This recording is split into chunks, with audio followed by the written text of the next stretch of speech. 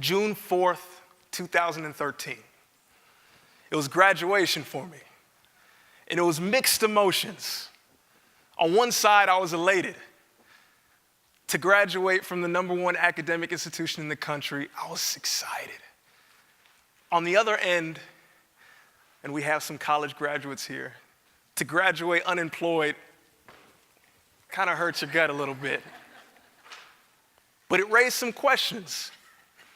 And I can remember one of my good friends giving me a book, and the book changed my perspective. The book was Never Eat Alone by Keith Ferrazzi. It talked about his journey, his professional journey, as he used networking and building relationships to not only grow professionally, but personally.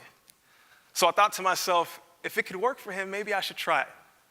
So the next 6 months I did, and the results were amazing. Instead of looking for jobs, instead of reaching out, jobs were coming to me. JP Morgan, NCAA, Princeton University. I was amazed. I was excited for myself, but more so, it raised the question in my mind. How was I getting these results? And number two, why aren't our academic institutions, why aren't our colleges and our high schools teaching young people this very important skill set? This inspired me. So I went back to my alma mater and I wanted to tell my friends.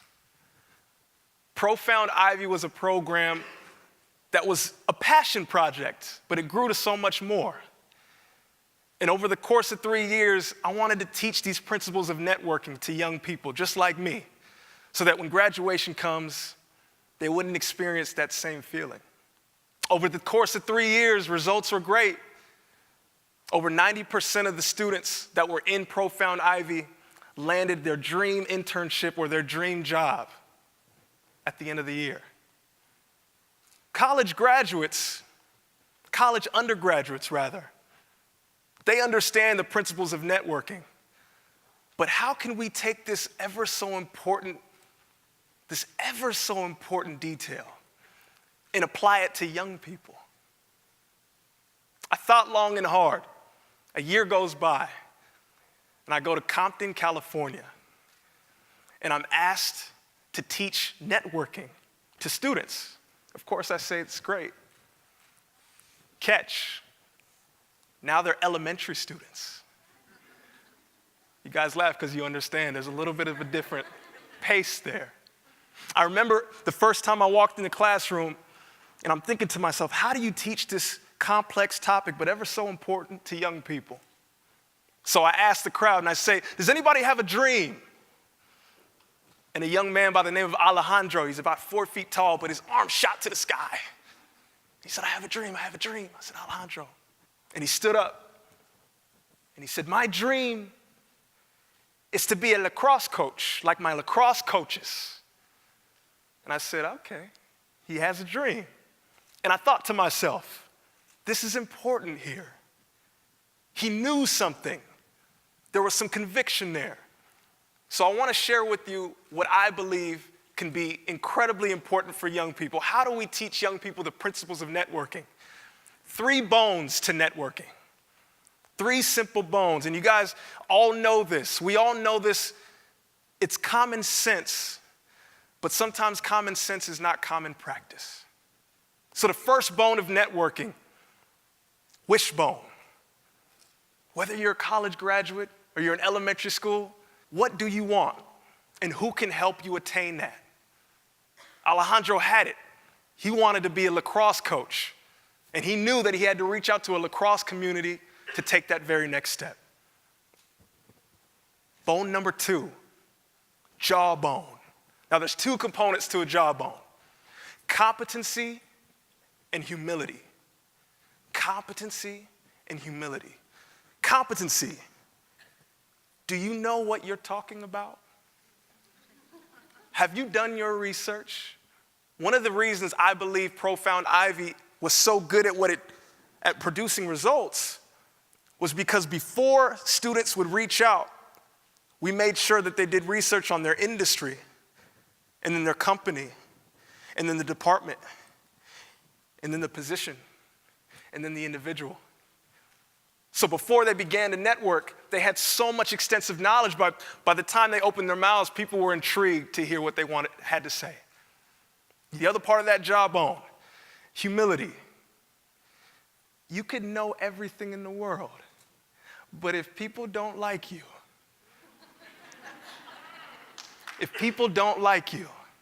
they will not help you. One simple part of humility is this, and I'm wearing his shoes. These are Gary Vee shoes, and he has his principle that he says, and it's 51-49. Whenever we make a relationship and we're trying to connect with someone, it's usually 50-50. But in networking, if we can learn how to be the 51, if we can learn how to give more, if every time we reach out to someone, we could look and say, what is it that they're looking for and how can I help?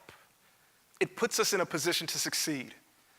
And last but not least, my favorite, the last bone that we need to network is the backbone. Persist, persist, persist.